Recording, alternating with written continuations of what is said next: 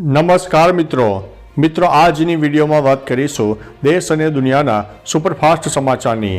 સૌપ્રથમ વાત કરીએ તો દારૂની છૂટને કારણે મહિલાઓની સુરક્ષા જોખમાશે।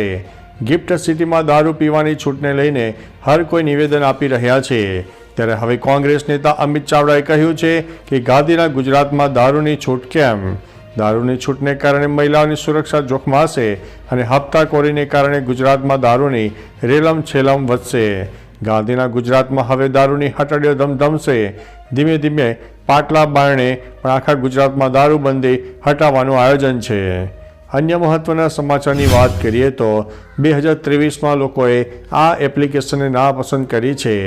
હાલ સોશિયલ મીડિયાના જમાનામાં નવી એપ્લિકેશન માર્કેટમાં આવતી હોય અને જતી હોય છે, ત્યારે વર્ષ 2023માં અમેરિકા બેસ્ટ ટેક ફર્મ TRGના ડેટા સેન્ટરના રિપોર્ટ મુજબ ઇન્સ્ટાગ્રામને આ વર્ષે લોકોએ સૌથી વધારે ડિલીટ કર્યું છે। આ સિવાય દર મહિને 10 લાખથી વધારે લોકોએ how to delete my Instagram account search કર્યું છે। આ સિવાય લોકોએ ટ્વિટર, સ્નેપચેટ, ટેલિગ્રામ, ફેસબુક સહિતની એપ્લિકેશન લિસ્ટમાં ટોપમાં છે। અન્ય મહત્વના સમાચારની વાત કરીએ તો ચીનમાં 6.2ની તીવ્રતાનો ભૂકંપ, 148 લોકોના મોત।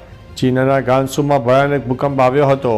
આ ભૂકંપ 18 ડિસેમ્બરના રોજ આવ્યો હતો, જેની તીવ્રતા 6.2ની નોંધવામાં આવી છે।